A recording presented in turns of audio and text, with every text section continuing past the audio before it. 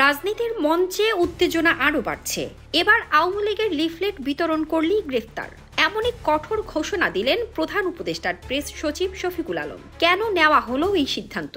সোমবার সন্ধ্যায় foreign service একাডেমিতে আয়োজিত এক ব্রিফিংয়ে প্রেস সচিব স্পষ্ট জানিয়ে দেন, পতিত সরকারের পক্ষে কর্মসূচি পালন করলে কোনো ছাড় দেওয়া হবে না। দাবি, আওয়ামী লীগের লিফলেটে আপত্তিকর তথ্য রয়েছে যা প্রচার করা যাবে না, সেই লিফলেট বিতরণ করলেই গ্রেফতার করা হবে। এছাড়াও সংখ্যালঘু নির্যাতনের বিষয়ে হিন্দু, বৌদ্ধ, খ্রিস্টান ঐক্য পরিষদের তথ্যকে মিথ্যা ও প্রোপাগান্ডা বলেও উল্লেখ করেছেন তিনি। পরিষদের দেওয়া তথ্য মতে 5 আগস্টের পর বিভিন্ন ঘটনায় 23 জন নিহত হয়েছেন এবং 174টি নির্যাতনের ঘটনা ঘটেছে। তবে প্রেস সচিব দাবি করেন, পুলিশের তদন্তে এসব ঘটনার সত্যতা পাওয়া যায়নি।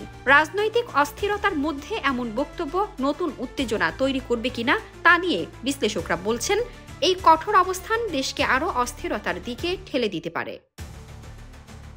শামসাদ শাহনীন, দৈনিক আওয়ার বাংলাদেশ।